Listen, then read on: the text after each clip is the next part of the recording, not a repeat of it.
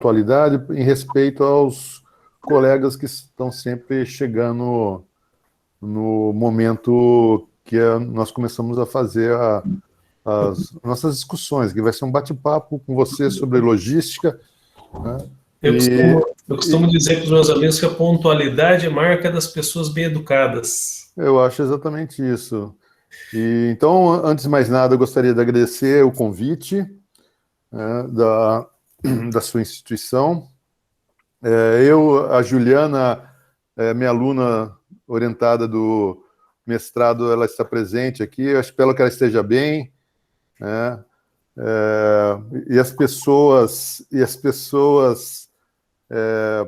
vocês dois fazem parte do programa, né, César? Você é um pós-doutorando e a Juliana é uma mestranda. Eu não sei se tem mais algum colega.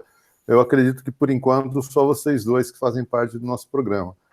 Mas, como eu acho muito interessante, eu sou engenheiro agrônomo, eu me formei como engenheiro agrônomo, fiz mestrado em economia agrária, né, na Escola Superior de Agricultura Luiz de Queiroz, e mestrado em desenvolvimento regional.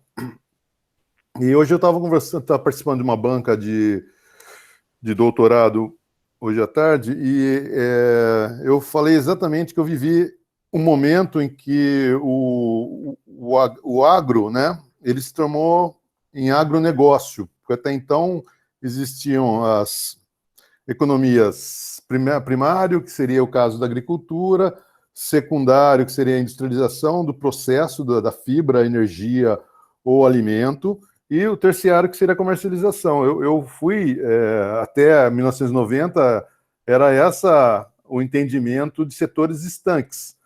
A partir dos anos 90, a agricultura ela pega o conceito de agronegócio, então ela passa a ser uma relação sistêmica entre todas as demais etapas, e isso ganha um dinamismo muito maior, né? Vocês vão ver que o PIB agrícola ele está em torno de 6%, 7%. Quando você aumenta o conceito dele, do PIB do agro, ele vai para... Tem local que vai para 21%, tem lugar que chega a ser 30%, né, do que é produzido naquele estado. No Paraná é mais ou menos em torno de 23% o PIB do agro, né? E isso é muito interessante porque a gente vê o sistema da circulação das mercadorias, o sistema econômico, que é família, indústria. As indústrias mandam matéria-prima, mandam serviços e produtos, e a mão de obra, as famílias dão mão de obra e recursos. Isso é um ciclo econômico que nós falamos. Quando nós não acrescentamos o mercado externo, é um ciclo econômico fechado, e a logística vem totalmente ao encontro desses elementos. E eu acho mais interessante quando a gente começa a incorporar o conceito de logística como movimentação de carga e informação, ela acaba trazendo, contemporaneamente falando, a questão do desenvolvimento regional. Quer dizer, nós temos a parte econômica, nós temos a logística propriamente dita, que vai fazer todo esse arranjo de movimentação de carga, informação, e ela não é algo trivial, apesar de ser super simples, ela não é trivial, porque você tem que juntar praticamente 3 ou 4 elementos para a logística funcionar, que seria tempo, né, o período, o local, e o produto tem que estar dentro dos conformes, não pode estar quebrado, não pode danificado, não pode estar injuriado. Então, quer dizer, isso parece simples, mas quem compra pela internet, quem faz essas compras virtuais, percebe que isso não é fácil, você encontrar sua mercadoria no lugar certo, na hora que você quer, e às vezes ele chega com algum dano. Então, esse conceito é um conceito super simples, mas muito pouco, a grande maioria das vezes, ele tem um grau de complexidade. E como eu estou falando para vocês, isso gera todo um desenvolvimento, principalmente vocês devem estar vivenciando exatamente os problemas de infraestrutura logística que nós, no Paraná, vivenciamos. A Juliana é uma produtora rural que sente muito bem essas características, e por a gente ter algumas coisas muito interessantes, A Juliana não necessita morar na zona urbana, ela pode morar na própria propriedade rural em que ela mora. Isso é uma característica muito legal na nossa região, que eu posso falar daqui a pouco com vocês, que eu tenho 2 alunos que a gente fez 2 dissertações que trabalham com estradas rurais. E nós temos uma estrada rural na nossa região de alto nível, e ela é uma consequência de umas parcerias públicos-privadas. Ela não é uma coisa que veio só da iniciativa privada e ela não é nada estatizada. Ela é um conjunto de recursos e parcerias que acabaram promovendo esse desenvolvimento. E isso é uma coisa interessante até para a gente pensar em não ficar tanto dependente do Estado, mas também fazer com que o Estado também se agilize e proporcione políticas públicas que façam com que esse relacionamento se estabeleça de maneira que a gente vai falar com menor custo de transação possível, que tenha um grau de eficiência interessante que nosso município acaba sendo contemplado com isso. E esse fator que eu acho interessante, que acaba pondo naquele sistema de shape de geoprocessamento. Então, tem o shape econômico, tem o shape da logística propriamente dita e o shape do desenvolvimento regional, que um em cima do outro, formando uma camada, vai gerar o que a gente sempre almeja, que é o qualidade de vida e desenvolvimento regional, que nós temos. Nosso programa trabalha exatamente com essas características. E a logística é um elemento que vai vai gerar o desenvolvimento regional. E nisso eu vou criar um outro shape, que é o shape do meio ambiente, e outro propriamente dito, que seria a questão do desenvolvimento, do social. Então, a gente tenta buscar, com esses elementos, a sustentabilidade. E a logística, quando ela é bem executada, ela vai favorecer absurdamente esses elementos de desempenho ambiental, que vai atuar. Quando você tem uma infraestrutura logística bem feita, você tem bem organizado, os seus modais são bem arrumadinhos, você acaba gerando impactos ambientais menores do que você imagina se você estiver usando alguns outros modais que não são adequados para as cargas que você vai tentar deslocar. Né? A questão social também, porque quando você tem um sistema logístico muito eficiente, tem muita empresa prestadora de serviço, empresas que vão atuar no segmento de carga, transporte e o serviço propriamente dito. A logística ela não é só de produto. Eu acho muito interessante quando a gente fala em logística, ela não se restringe apenas em produto. Ela tem a característica de ser promotora dos serviços. E vocês aí, assim como nós, temos um exemplo bem interessante quando a gente fala que, apesar de nós estarmos cada dia tendo menos necessidade de utilização de moeda, de dinheiro propriamente dito, frequentemente vocês vê os postos de dinheiro de banco, postos bancários em shopping, né, caixas eletrônicas em shopping, em banco. Você vê a movimentação daqueles carros fortes levando recurso, captando recurso e fazendo toda aquela movimentação de moeda. Óbvio que nós, hoje, no Pix, com essas tecnologias, essas moedas eletrônicas, a necessidade de movimentação desse serviço de distribuição de moeda diminuiu, mas ele ainda acaba sendo um elemento muito importante. Outro exemplo que eu falo de serviço é na área de hotelaria. Então, os hotéis hoje, eles terceirizam praticamente vários produtos que fazem parte do composto da rede hoteleira, e a terceirização, ou em linguagem americana, eu acho bem interessante a gente fazer isso, não é pedantismo, mas é importante para os alunos, os acadêmicos, entender que é o tal de outsourcing, que é a terceirização. Ela também vai levar lavanderia, vai fazer e vai fazer toda essa movimentação de cama e mesa e banho propriamente dito dos hotéis, que vão ter as suas lavanderias em outros locais. Então, a logística ela não se restringe à movimentação propriamente dita de produtos, mas de serviços também. Então, essa é uma característica interessante. E o que eu acho muito bacana, e daí eu gostaria até de começar o nosso bate-bola, César, é exatamente com a matriz logística brasileira. Se a gente pegar a matriz logística brasileira, 66% do que é movimentado de carga e serviço, como eu falei para você, ela vem da indústria, do modal rodoviário, né? E eu sei que no norte, o modal hidroviário é um modal muito, muito, muito importante para vocês. Eu já começo tentando fazer uma conexão entre o sul e o norte, perguntando para vocês como é que é o modal que vocês... Qual a maior parte do modal que vocês têm aí no Acre, César? Olha, o principal rodoviário, né, não muda tanto, ainda mais agora que finalmente foi inaugurada a ponte sobre o Rio Madeira. O Acre deixou de estar isolado, né, com a inauguração da ponte do Rio Madeira, porque para chegar no Acre, para os alunos do Paraná, que os colegas do Paraná que estão aqui com a gente, para você ir para o Acre, você tinha que passar pelo Rio Madeira e era por balsa. Até 2 meses atrás, 3 meses atrás, só fazia essa travessia por balsa. Além do rodoviário, que eu acho que predomina, tem um grande uso o transporte aéreo, pela questão de, dependendo do tipo de produto, é muito mais rápido, né, o transporte aéreo, então ele tem um papel importante.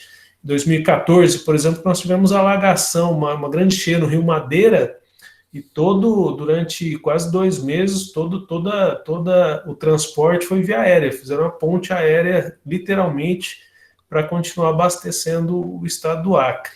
E, devido às cidades isoladas, nós temos várias cidades isoladas, né, que não têm acesso rodoviário, o transporte de balsas ainda é bastante usado.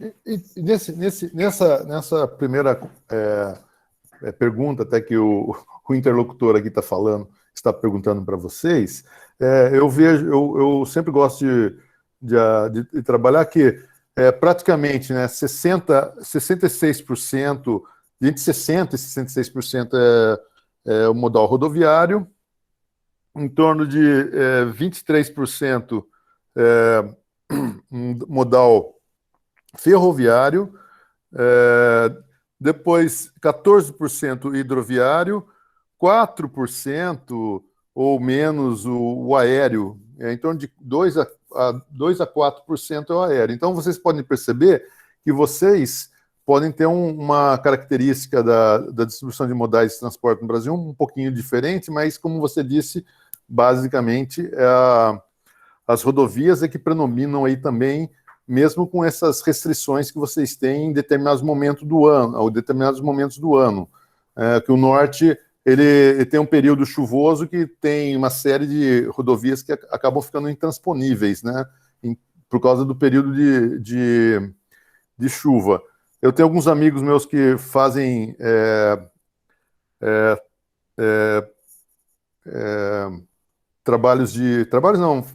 aventura, esses esportes de aventura, e os trilheiros, mochileiros, ele já tentou cruzar o Brasil e ir para os Estados Unidos. Ele falou, ó, eu conheço bem a região, tem um determinado período que não dá para você viajar pelo norte do país, porque é muito chuvoso e tem grande probabilidade de você não conseguir chegar no seu objetivo. Então, tem que, em determinados períodos, você vai se deslocar. E daí, consequentemente, se a gente pensa isso de forma em que você vai fazer um deslocamento de uma mercadoria que sai daqui e vai até aí, você tem que levar em consideração todos esses momentos, todos esses períodos, para você ter a característica da logística, que é de agregar valor. A forma de agregar valor que a logística tem é temporal e local, ou seja, deslocamento dessa mercadoria de um local onde tem para um local para onde não tem, e ao longo do tempo, que é o caso que nós consumimos, a nossa safra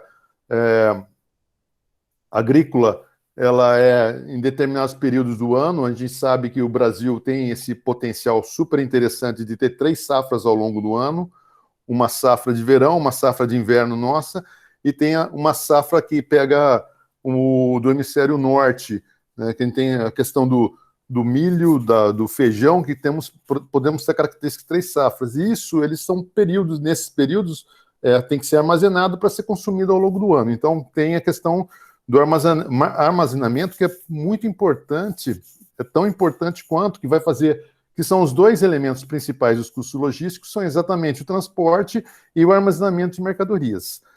E todos esses fatores vão, como eu falei para vocês inicialmente, formar a questão do desenvolvimento regional. Quando é desequilibrado, todos os modais são desequilibrados, que nós vivemos até essa característica hoje.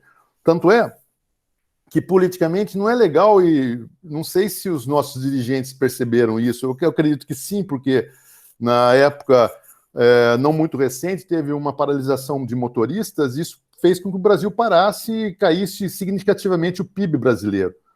E a questão de você diversificar os modais logísticos, modais de transporte, vai favorecer eminentemente a redução dessas características. A gente não pode ficar fazendo uma analogia com um investidor, a gente não pode pôr todos os nossos ovos dentro de um cesto, a gente tem que fazer uma diversificação para que, se quebrar o outro está rígido e arrumado.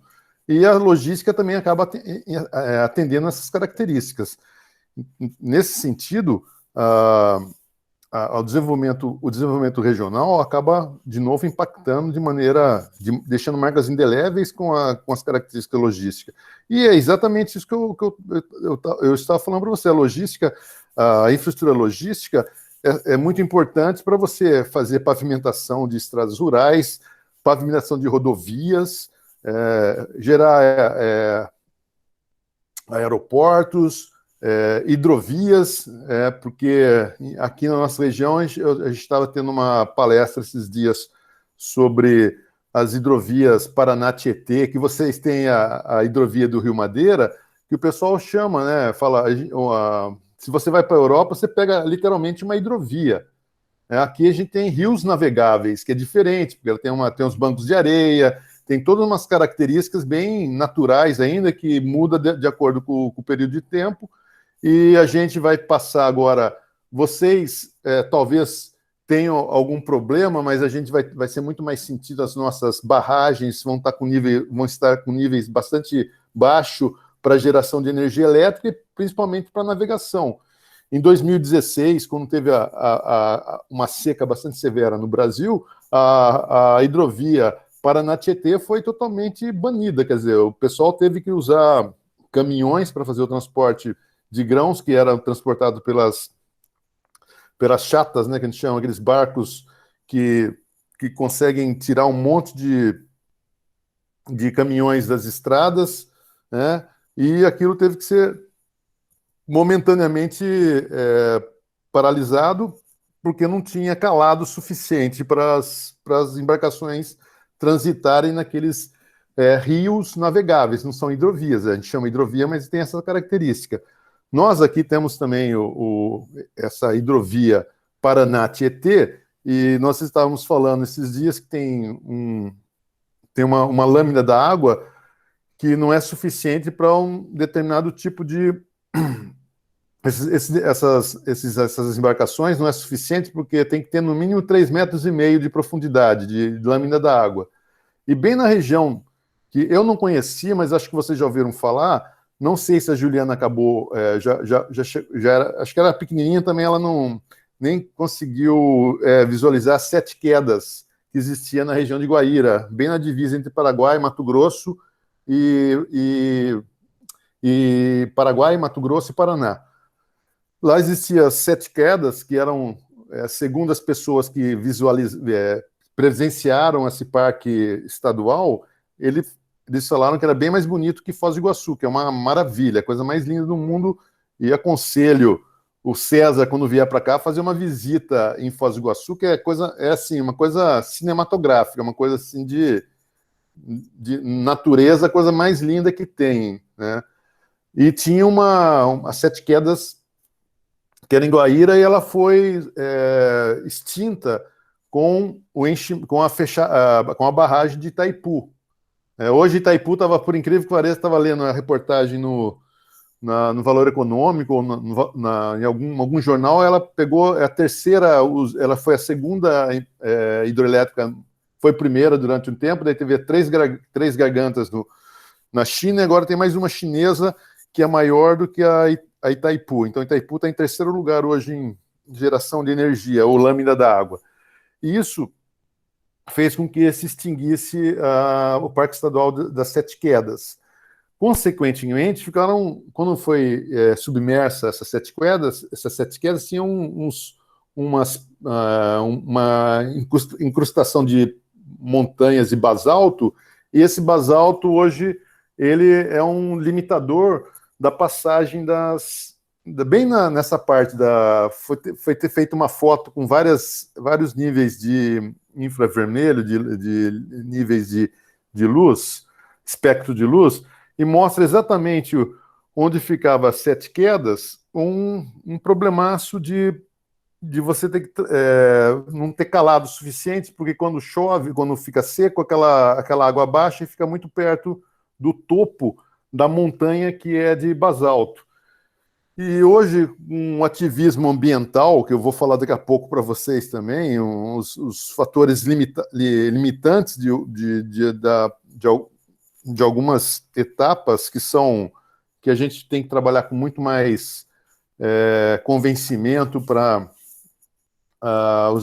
o ativismo ambiental, o ativismo social, que a gente tem que estar constantemente discutindo, manifestando algumas opiniões, tentando gerar um convencimento, que a gente não consegue fazer algumas etapas que eram mais fáceis num passado não tão recente, mas no passado.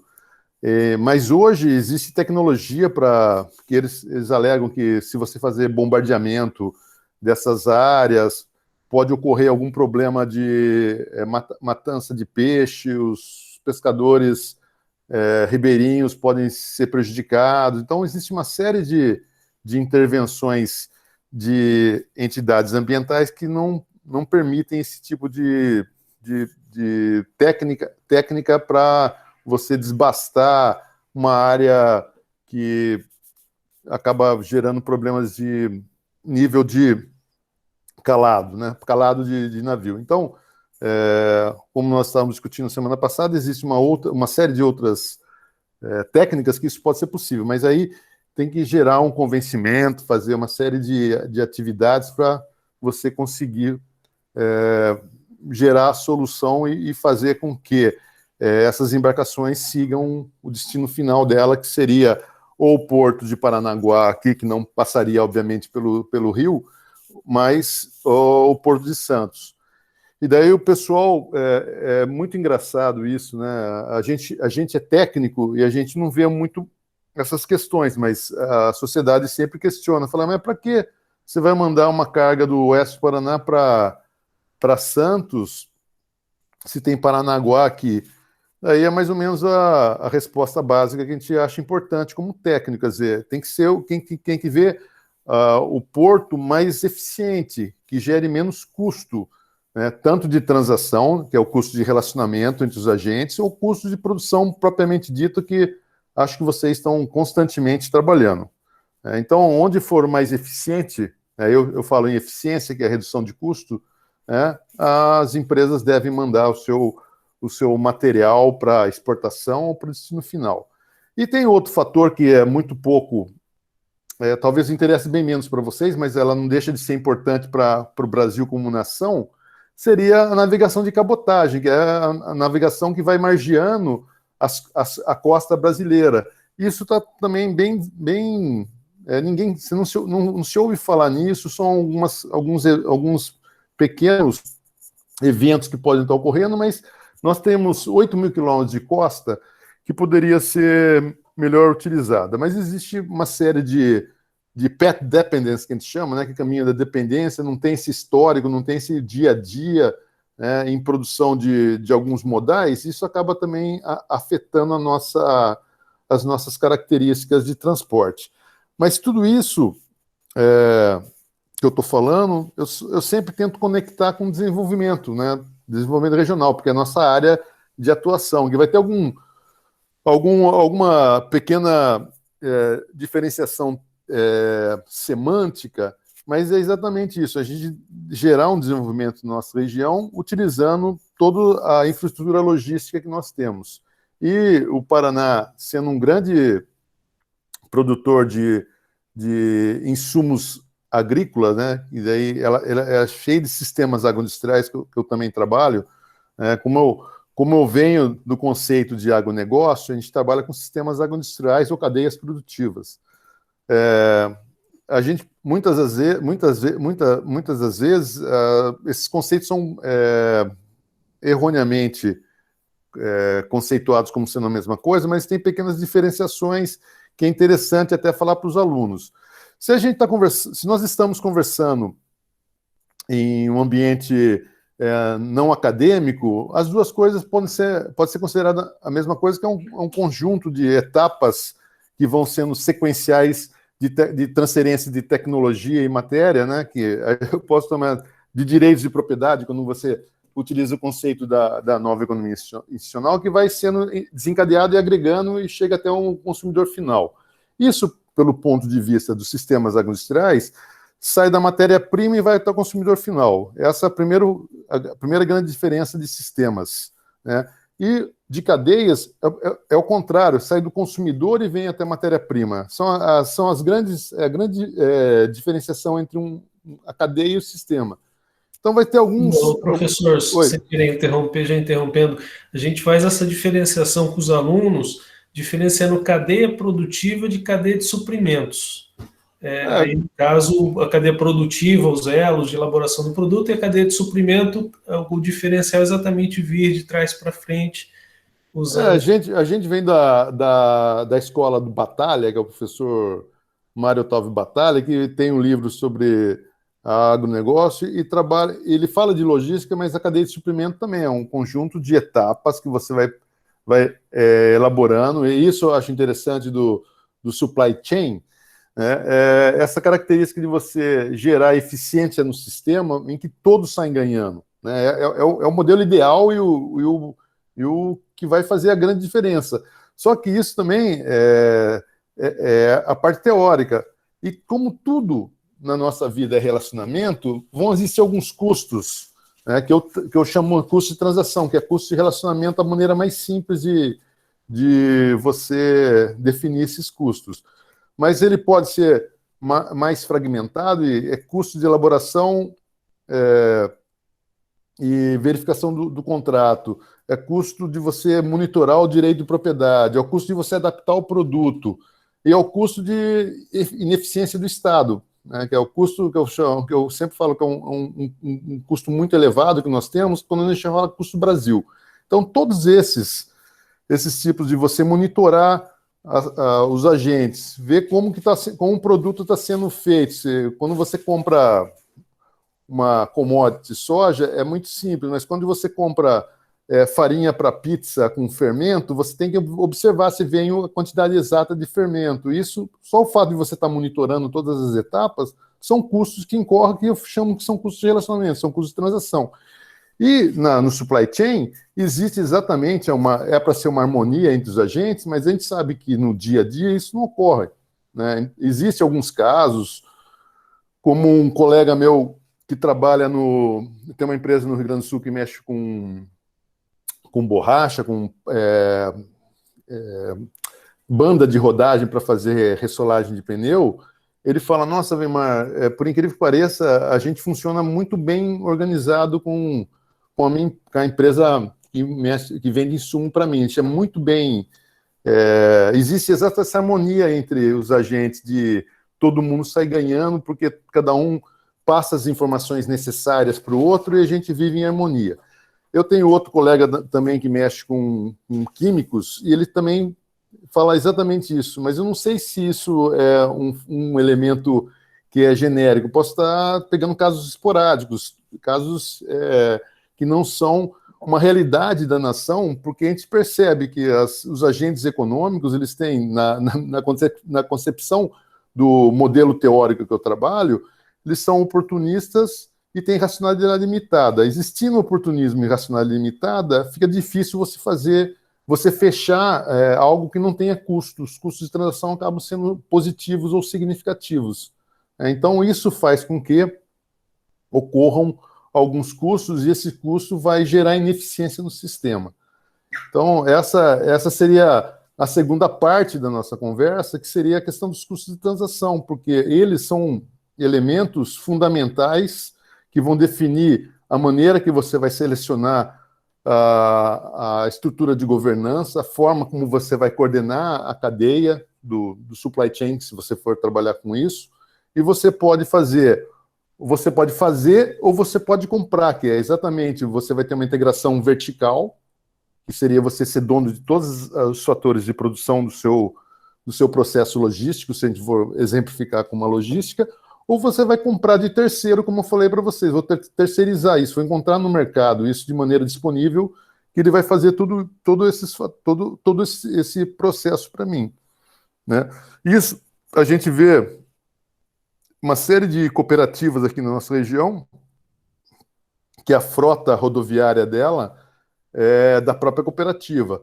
Outras são de outras pessoas. Isso vai haver diferenças, e essas diferenças são alguns elementos muito interessantes para a gente analisar ao longo do processo, né? Isso serve como elementos interessantes para quem tem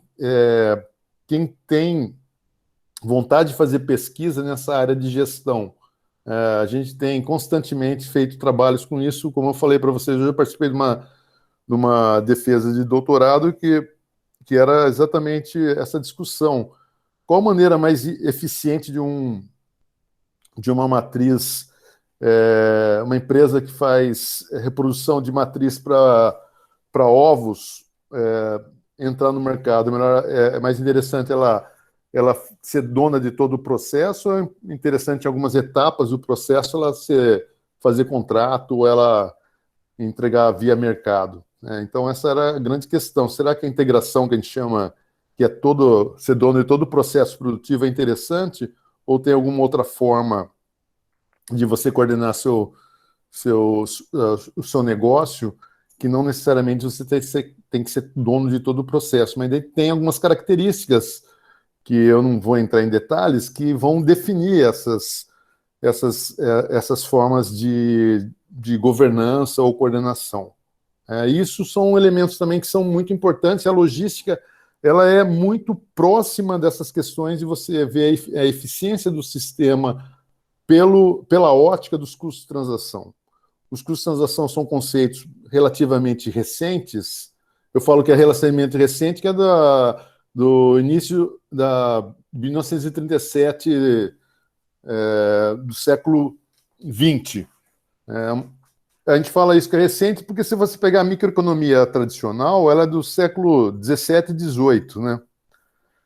Então ela passa a ser uma teoria bem recente, né? Século XX, nós estamos no século XXI, então ela gerou um prêmio Nobel para Ronald Coase em 1990, 91, não lembro direito a data, mas ele fez um artigo em 1937 e foi agraciado com um prêmio Nobel 50 anos depois, que ele mostrava exatamente essa característica que, às vezes, ela é óbvia a partir da pessoa, depois de alguém mostrar a obviedade das coisas.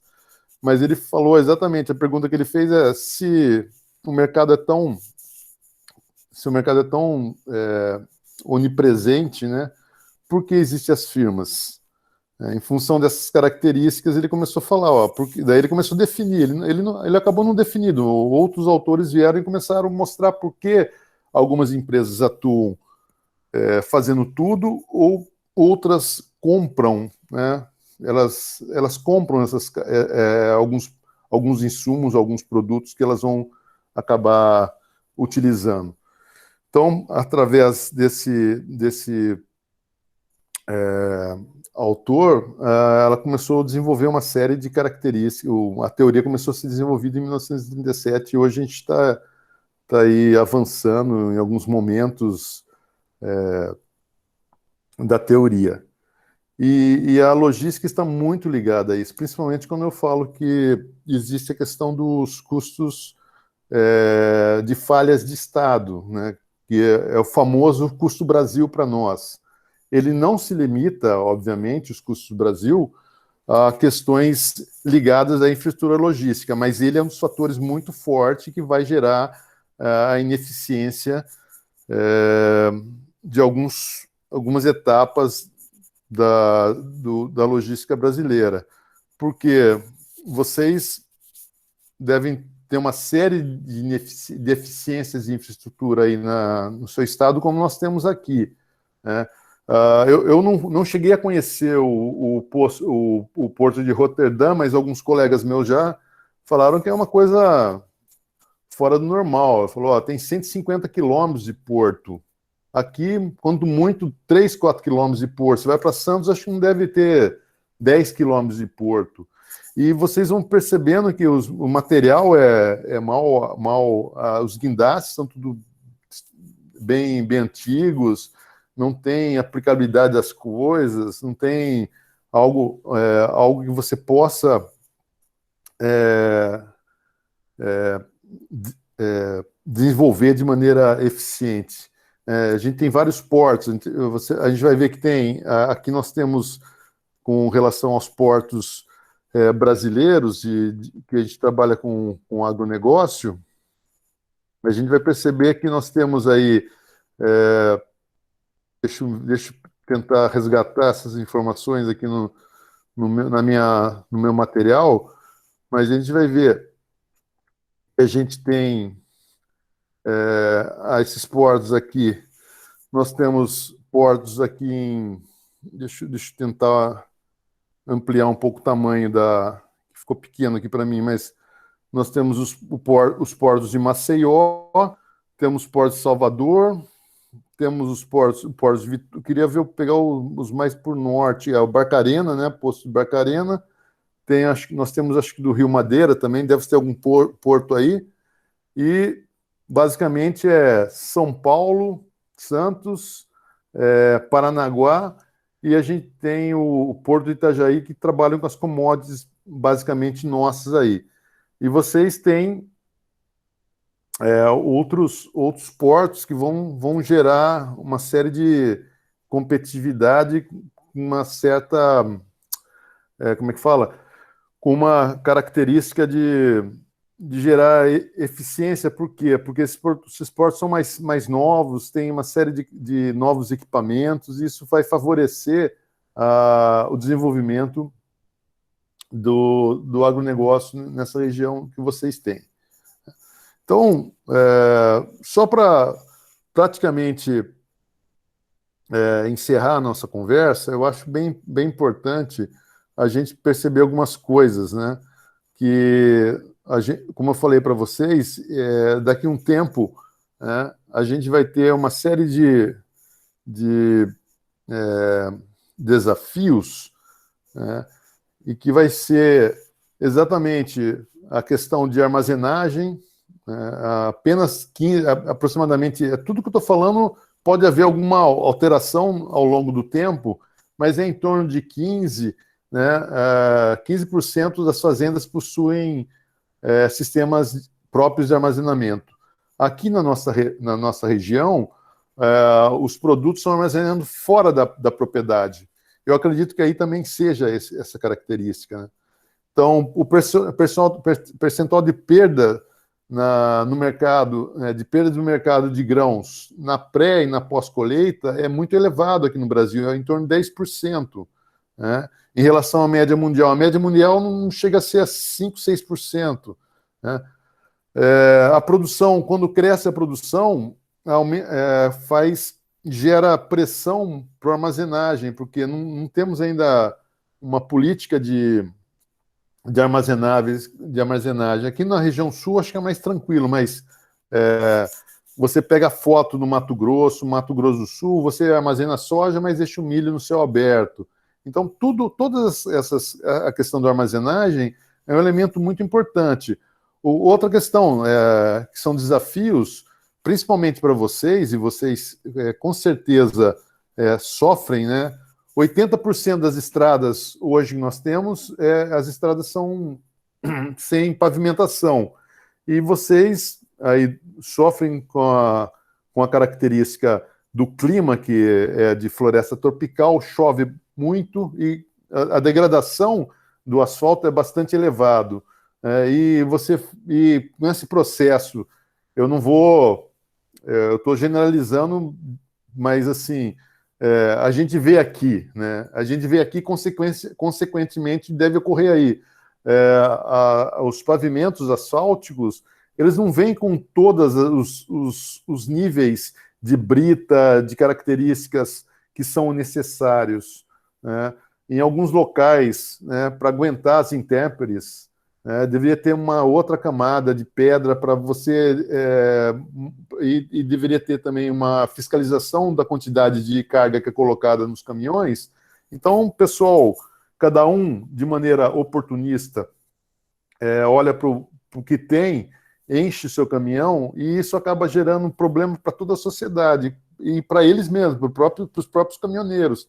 Então, todas essas características fazem com que sejam desafios que a gente vai enfrentar.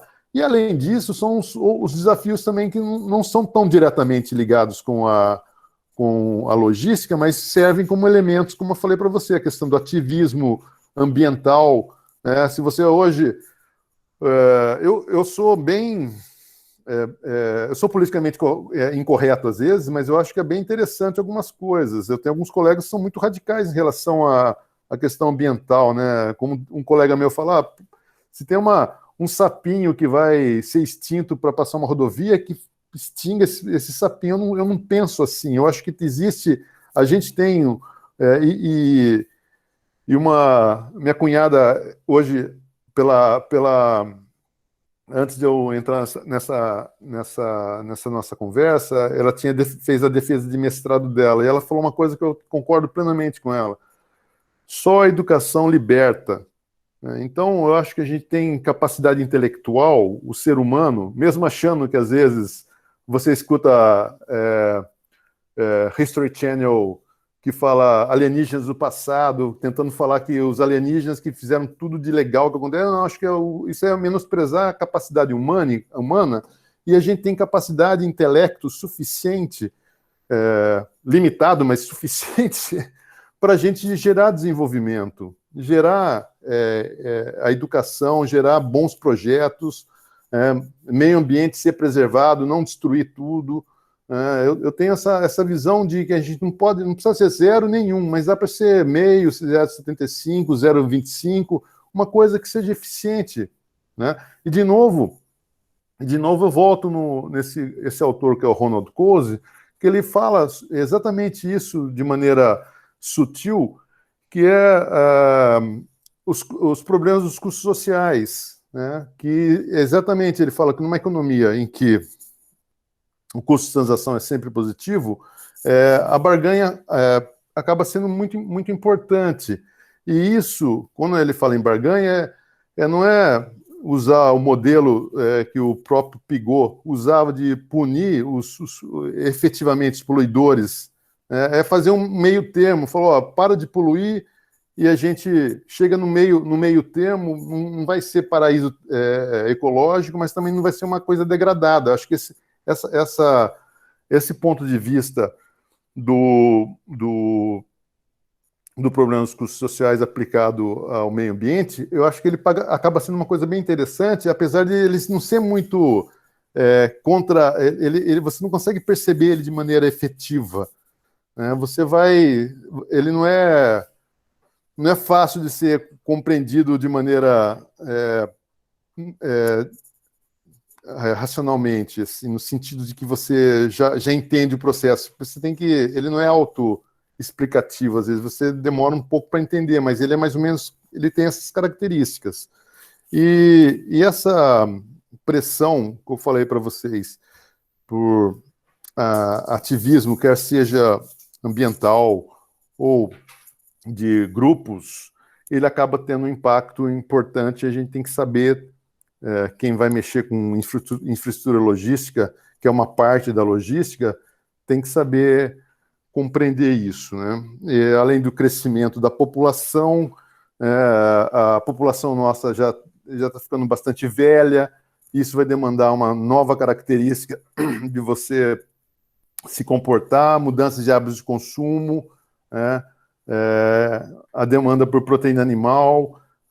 Vocês que fazem parte da Amazônia Legal, constantemente acabam sendo criticados, porque muitas vezes o pessoal põe animal. Você tem percebido os bois aí no pasto que vocês têm.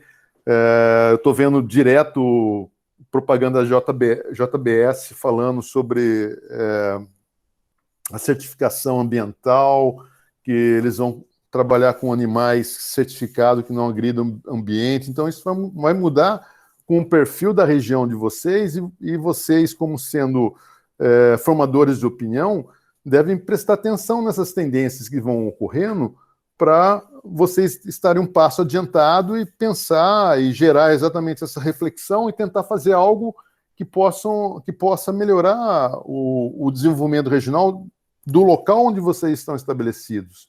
Isso é outra característica que eu acho interessante, né? A gente tem que pensar de maneira universal ou global, mas agir localmente, pegando essas características e fazendo toda essa diferenciação que existe, né? E acho que pensar nisso que eu estou falando para vocês, exatamente, eu sempre falo para os meus alunos, não quero que vocês concordem com nada que eu fale, mas reflitam no que eu falo. Eu acho que isso é o grande fundamento do educador.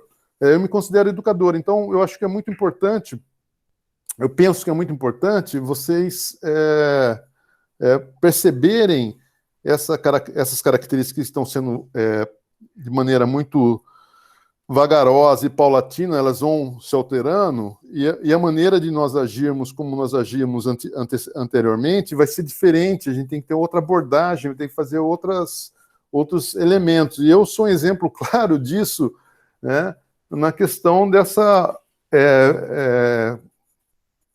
nossa conversa, que é virtual. Quer dizer, isso há 3, 4 anos atrás, eu falei, nunca vou me dar bem com essa maquininha na minha frente, né? Eu não consigo, e isso mudou completamente, e a gente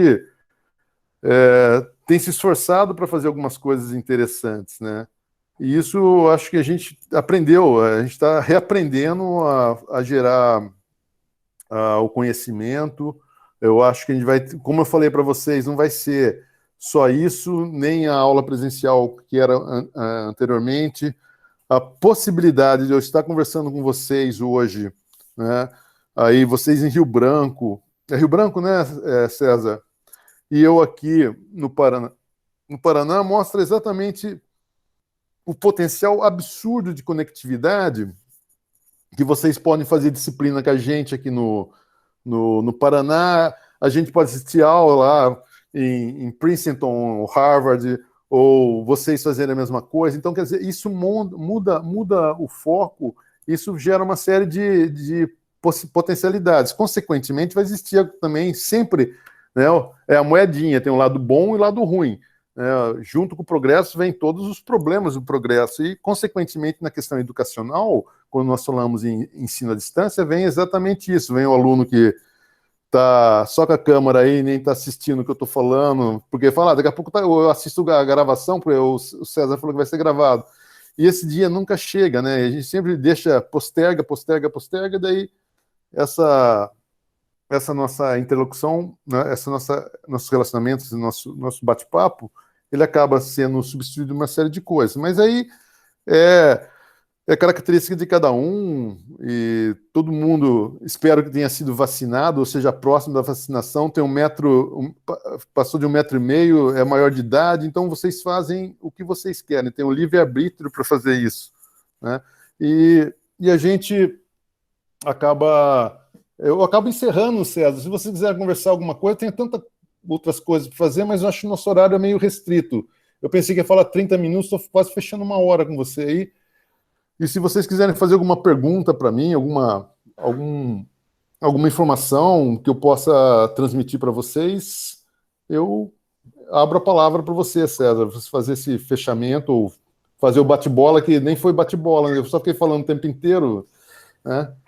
Professor, eu fico muito feliz, e é uma das coisas que o Diálogos Logísticos proporcionou para os alunos, foi exatamente, como o senhor falou, essa conectividade, né? Nós tivemos, ultimamente, os últimos diálogos logísticos, a gente teve o pessoal de Jaboatão dos Guararapes, depois fomos para Blumenau, Santa Catarina, depois a gente foi para Goiânia, depois a gente foi para Brasília, passamos por Barueri, e agora estamos aqui em Toledo. O senhor está falando de Toledo ou de Sim. Toledo, né? Uhum. Então, assim, a gente teve eu acho muito interessante essa visão que a gente vê um pouquinho da logística em todo o Brasil. E uma das coisas interessantes desse nosso Diálogos Logísticos de hoje é exatamente essa visão ligada ao agronegócio. Porque uma das preocupações que nós temos lá no curso de tecnologia em logística lá do Campus Rio Branco é que a gente fala muito da logística industrial, fala muito da logística comercial e às vezes a gente perde um pouco da importância da logística no agronegócio, né? De como a logística tem um impacto, como o senhor falou, a questão do transporte, não só transporte, armazenamento, em uma série de fatores que fazem com que a logística também seja um campo de atuação extremamente importante para eles, né, em relação ao agronegócio. Então eu vou abrir para pergunta, Elias. Só espera um pouquinho. Quem tiver pergunta, se inscreva no chat. O Elias já levantou a mãozinha ali. Vou passar a Eu só pergunta. quero falar uma coisa para vocês, uma coisa que eu acho super fundamental quando a gente fala em logística, e a gente tem um exemplo aqui muito bacana no nosso município. É a questão das estradas rurais. Para mim, é o básico de tudo. Se vocês conseguirem, e a gente tem talvez, a gente tem um mapeamento do município de Toledo, mas não tem da região AMOP, a Associação dos Municípios do Oeste do Paraná. Nós somos em 11 associações, né? Então, a gente está tentando fazer exatamente isso, mapear todas as estradas rurais dos 50 municípios que compõem a Associação dos Municípios do Oeste, e acho que é uma coisa legal para vocês que trabalham com logística, tentar pegar o ArcGIS, pegar esses elementos e tentar fazer um mapeamento para depois vocês fazerem todo o planejamento de estradas rurais, como ela está, qual a qualidade das estradas rurais. Eu acho que é um exercício super legal para o curso de vocês. E uma outra coisa que eu também acho bem importante é você mostrar que a educação que não é, né, gratuita, porque a educação nossa das universidades estaduais, federais, ela não é gratuita. Tem um imposto de alguém pagando você. E você tem que dar um retorno. Acho que tem que dar o retorno à sociedade. Nós devemos dar o retorno para a sociedade fazendo esses tipos de elementos que às vezes acaba faltando, né? Porque o município tem um corpo bastante restrito de agentes, esses agentes têm 1001 coisas para fazer, então cabe à universidade tentar fazer esse mapeamento. É um exemplo que eu acho bem interessante, a gente tem feito aqui no nosso, né? Apesar de, como eu falo para vocês, Toledo, né, na questão das estradas rurais, é um exemplo que é interessante até o município de vocês virem para cá conhecer, conversar com os gestores das estradas, que é uma coisa muito bacana. E isso é um exemplo claro de desenvolvimento regional. Isso tem um impacto muito interessante no sentido de você você fixar o homem no campo, você não gerar pressão para ele sair, vir fazer as coisas, as coisas acontecem desse jeito. O cara tem as pessoas que moram na zona rural vão para Toledo, faz as coisas, voltam. Então é um ciclo virtuoso, né? Como sempre falo, é virtuoso isso. A gente vê, a gente sente, você vê as casas, cada dia uma propriedade rural super bem arrumada, você vê um carro com uma plataforma baixa, sabe? Tudo é legal, eu acho muito bacana isso. Eu tenho o maior orgulho do meu município com essas características. E isso eu acho que é importante ser divulgado para vocês tentarem fazer o branch marketing. Vamos fazer o que eles fazem lá, pega isso. Eu acho que são coisas muito bacanas, mas vai ter empenho, a maior parte vai ser não, né? vai ser aí, eu, como um outro... Só para terminar mesmo, vou abrir a pergunta para vocês, eu estou me empolgando até, mas é exatamente isso. Tem um colega que trabalha numa agroindústria aqui e a gente está discutindo essas questões de infraestrutura logística. Ele falou: Avemar, a gente não pode se acanhar com o primeiro não. A gente vai escutar muito não, muito não. Aquela história é mais não do que sim, mas a hora que sai aquele sim, meu, você passa uma etapa posterior, né? Então você vai sempre avançando, mas assim, a grande batalha, aquele custo para você fazer as coisas, para você gerar uma estrada pavimentada, uma ponte, a nossa região é muito bacana, mas assim, a gente fica 700, mais ou menos 500 quilômetros, Toledo, 600 quilômetros, dá para arredondar, entre Curitiba e Toledo, e até hoje não tem uma estrada dupla, né? Vocês, vocês estão de barriga cheia, né? Mas tem asfalto aí, né? A gente nem tem asfalto para fazer isso, mas acho isso aí faz 20 anos que a gente está batalhando, muitas vidas foram ceifadas, do jeito que eu vejo que vocês também, eu vejo as fotos também, eu não sou... eu consigo acompanhar um pouco do norte, né? Quando tem um monte de caminhão tudo atolado para não levar, não consegue chegar a tempo a mercadoria, mas isso é uma batalha que é dia a dia, é muito não, até dar um sim. A hora que tem o sim, você avança um pouquinho, daí começa novos desafios e assim vai, né?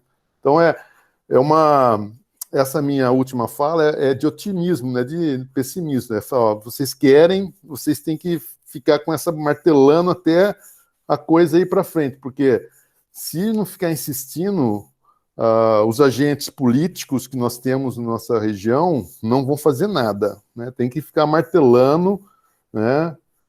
Enfrentando, fazendo... Alguém tem que cobrar, né? E cobrar, né? Então é isso, tá? Então eu encerro minha empolgação com vocês agora. Eu fico muito feliz, eu costumo dizer aqui que eu fico muito feliz, professor, quando um convidado reforça uma coisa que eu sempre digo para eles, porque eu digo sempre que santo de casa não faz milagre, né? Então o professor deles falar, às vezes passa. Agora, quando vem um convidado de fora e reforça, e eu sempre coloco isso para eles, eu acho que estudar no Instituto Federal, como é o caso deles, é um grande privilégio, mas tem também uma grande responsabilidade, né? Eles têm o dever de dar essa retribuição, né? Dar esse retorno para a sociedade que investiu, né? Para que eles pudessem estudar. Antes de passar para o Elias, da pergunta do Elias, eu queria fazer uma pergunta. O senhor faz parte de um grupo de pesquisa, né? Ali na Universidade Estadual do Oeste do Paraná. Fiquei muito curioso em conhecer, diga-se de passagem, e como professor de logística, eu tenho muito interesse em conhecer, mas pelo que o senhor falou, fazendo essa ligação entre logística e desenvolvimento regional, eu acho que eu sei a resposta, mas eu queria, de quem faz pesquisa sobre isso, qual o impacto da estrutura logística, da infraestrutura logística no desenvolvimento de uma região? O senhor já tem pesquisa a respeito do impacto? A gente trabalha tudo. Nosso grupo é pequeno e fragmentado, né? A gente agora está num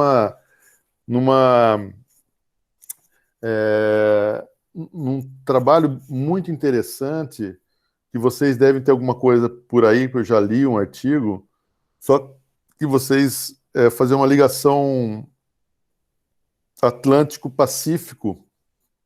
Vocês têm via rodovia, já vi alguma coisa, já li um artigo que faz, eu não lembro se o trecho passa pelo Acre, mas tem os problemas ambientais clássicos de você fazer isso na floresta amazônica. A gente está agora tentando desenvolver um eixo Capricórnio, que na realidade é o menor trecho entre o Atlântico e o Pacífico, que passa pelo Paraná, vai para Paraguai, Argentina e Chile. E a gente não tem essa informação bem definida, como eu falei para vocês, são cursos, são projetos que vão aí, como eu falei, estrada rural, ferrovia, papá. Então, eu só falo que é o seguinte: Quando você tem algum, alguma característica, algum sistema logístico bem executado, eu falei no início, com certeza você vai gerar desenvolvimento regional. A mensuração disso, a gente não tem como fazer por enquanto, porque nunca foi, talvez, um projeto de pesquisa. Qual impacto que isso tem? Mas, com certeza, a gente tem características que podem fazer isso, né? Nós temos corpo docente que trabalha com isso, mas tem que haver confluência de grupos, né? Fazendo uma análise de matriz insumo-produto, alguma coisa assim. Mas a gente tem pesquisas com essas características, mas nada calculado, vamos dizer assim, tá? Perfeito. Elias, faça a sua pergunta. Bem, primeiro eu quero boa noite, professor César, professor Weimar. É porque eu me empolguei também quando o professor Weimar estava falando. Vocês estão me ouvindo bem? Sim. E aí eu tava pensando, porque eu gosto muito de estudar essa questão do desenvolvimento regional, e eu acredito que o principal gargalo para o nosso desenvolvimento seja aqui a ligação terrestre. Nós temos, o professor César falou no começo, grande parte do nosso modal de transporte aqui é rodoviário. Eu acredito que 70%, se você levar em consideração o número de municípios, até maior, uma porcentagem maior, né? Porque nós temos 4 municípios isolados totalmente dos 22, então um percentual seria maior ainda, né, da ligação terrestre, por mais que as vias não sejam tão boas, né? Seja algumas ligações terrestres aqui, como o senhor disse, aí vocês têm os ramais, né, as vias rurais asfaltadas. Aqui nós temos a parte da rodovia que não tem asfalto, né? E aí a principal dificuldade. E eu tenho observado, eu digo assim, que eu tenho estudado, mas assim de forma empírica, não tenho uma pesquisa, né? Até porque a gente não tem muito incentivo a essas coisas aqui, apesar da Universidade Federal do Acre ter um curso de desenvolvimento regional, de mestrado. Porém, a gente vê que era mais pautado naquela questão do meio ambiente. Não que eu seja contrário a essa questão da ideia, como o senhor falou, eu não quero que o cara destrua o sapinho para colocar a rodovia lá. Mas era mais voltado para essa questão mesmo, ambiental, desenvolvimento sustentável. E eu percebo que aqui, principalmente aqui na cidade de Rio Branco, eu vim de uma cidade aqui do interior chamada Acrelândia, que é o celeiro produtor aqui do estado. E, por incrível que pareça, não possui um ramal asfaltado. E a rodovia de ligação, que é a C475, ela não tem, eu acho que tem 18 anos que ela foi asfaltada de uma forma precária com uma pista simples. E aí você tem também que a logística aqui, local, ou a logística regional aqui, ela não é feita por empresas, na sua maioria. Aqui local, eu digo, professor até, né?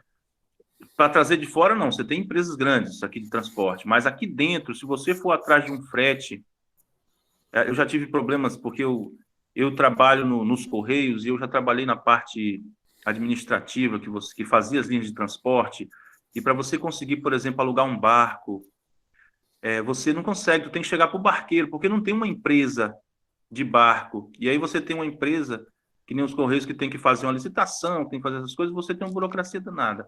Você vai contratar um caminhão para transportar produtos aqui regionais.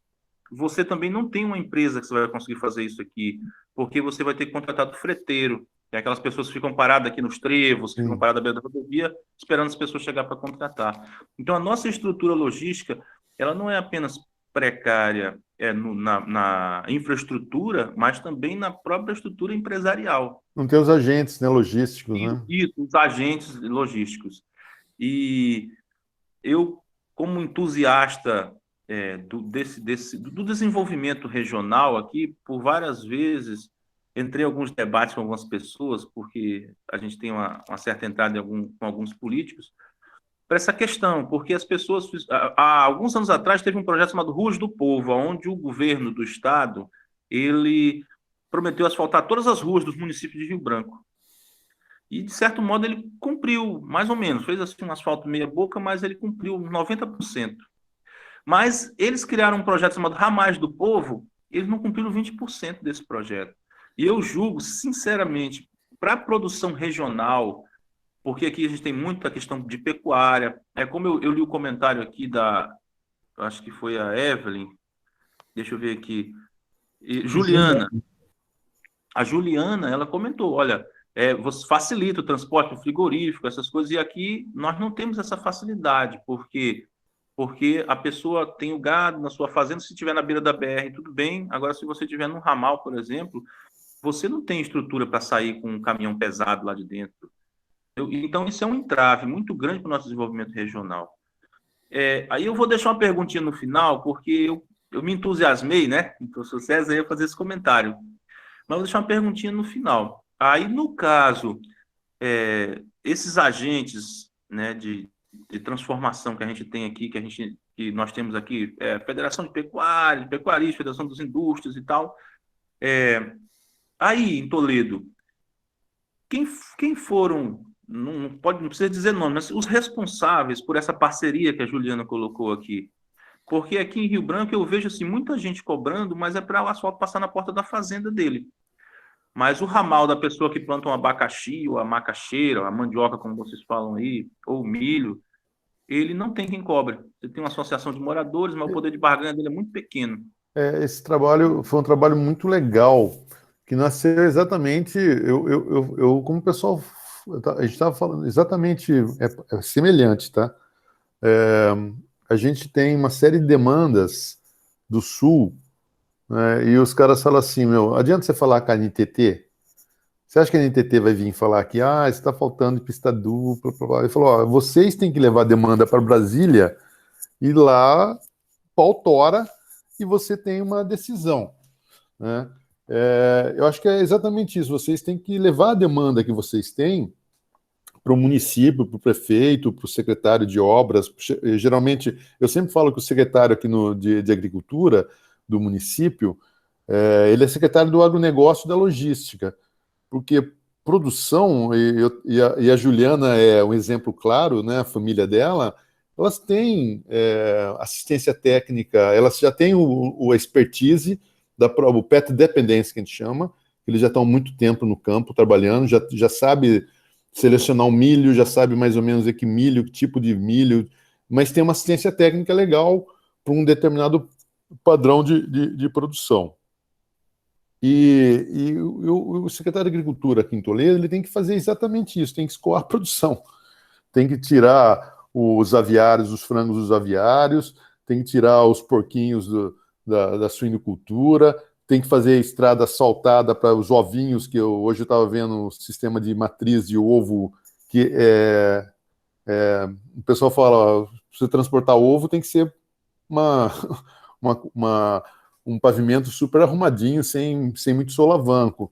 Então tem que ter tudo isso e o povo é muito persistente, isso que é legal aqui. E outra característica que eu acho muito legal é o sistema de ação coletiva, em que o cooperativismo é um dos elementos de ação coletiva. Então, essa união e aqui é muito, muito interessante, tanto é que uma das 5 maiores cooperativas do Brasil, ela está instalada na região oeste, então tem um lado muito cooperativo da população que a gente não vê em outros locais, né? Mas acho que esse é o grande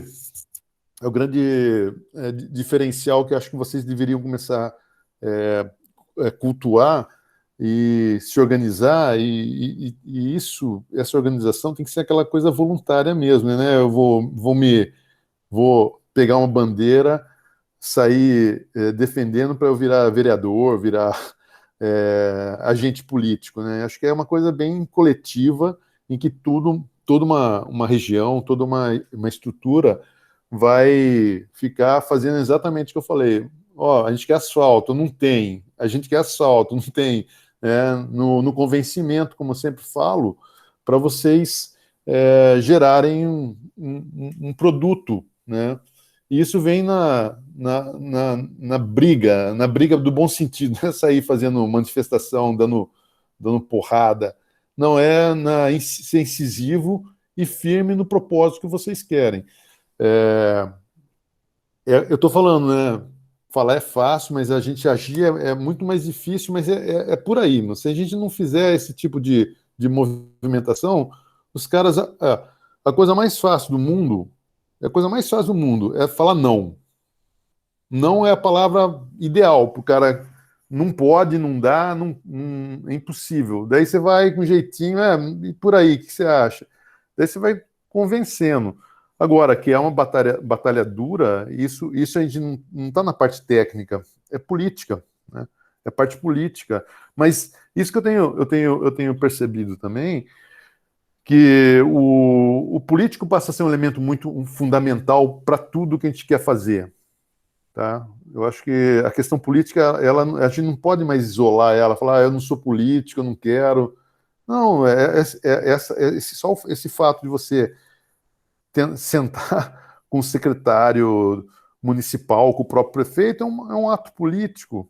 E você tem que saber fazer, executar, engolir sapo e depois revidar, e acho que é exatamente isso. E é aquela história, né? A coisa, eu vejo isso no exemplo que eu tive quando eu fazia doutorado em Florianópolis, e meu orientador quis conversar com o reitor da universidade, e a gente veio o sistema Pardal, né? Era o meu orientador, os orientados, os alunos de graduação, e e o reitor prestou mais atenção no presidente do centro acadêmico do que em todo mundo. Quer dizer, ele fez o conto de voto, né? É voto que ele está contando, né? E é mais ou menos isso que a gente tem que fazer, né? Tem que ter um grupo bastante grande, porque os agentes políticos, eles têm uma característica que a gente não tem, né? A forma de barganha dele é voto, né? Nós, talvez seja unidades monetárias, ou ele é uma unidade de voto. Então, é essa a grande característica que você, para conseguir alguma coisa, tem que se esforçar a fazer isso. Obviamente que projetos bem feitos, né, tecnicamente falando, um pavimento, como eu falei para você, você fazer 5, 6 camadas de brita para o solo movimentar e ter a questão de você fazer a fiscalização, são outros fatores que são muito importantes, mas como você falou, bem ou mal, ele conseguiu fechar. E isso eu acho que é uma característica que eu não curto muito, né? É o quantitativo, eu acho mais qualitativo. É melhor fazer 20 quilômetros muito bem feito do que fazer 100 quilômetros meia boca, porque esses 100 quilômetros meia boca, em 5 anos, se esvaiu.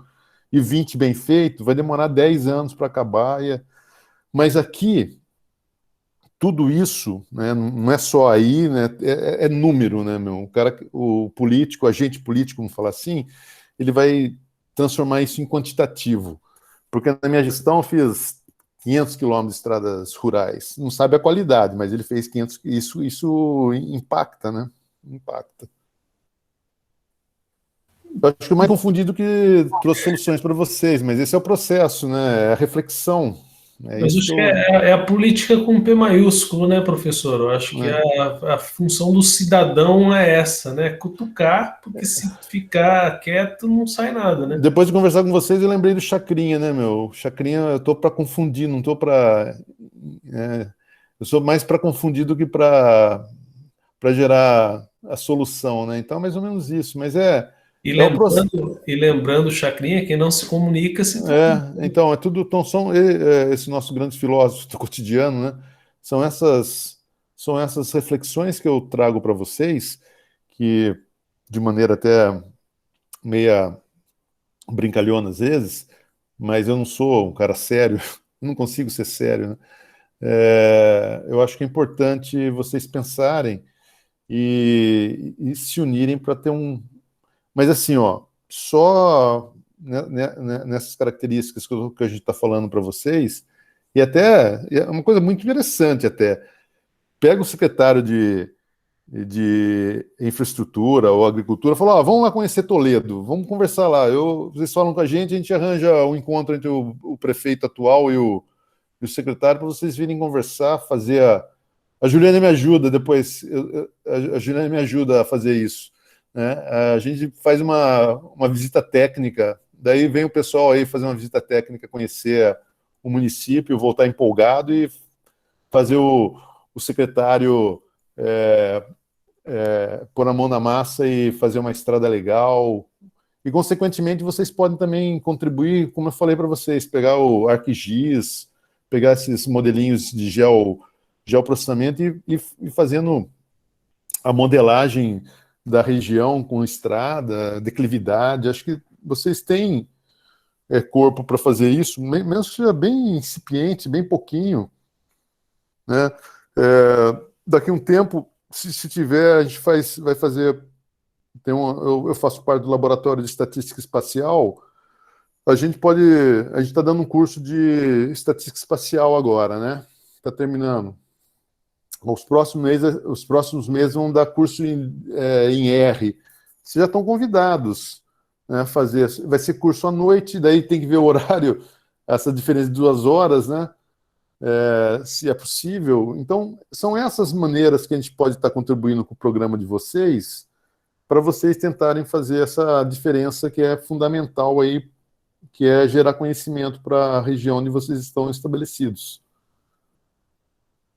Professor Weimar Rocha Júnior, nosso sincero agradecimento por essa aula de logística no agronegócio, esses insights, eu diria que é quase uma chamada para a nossa participação mais ativa, para contribuir também com o desenvolvimento da nossa região.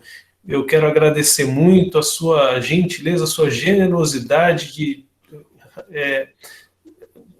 prontamente aceitar o nosso convite para estar aqui com a gente essa noite. Então, muito obrigado. Eu abro para as suas considerações finais, professor.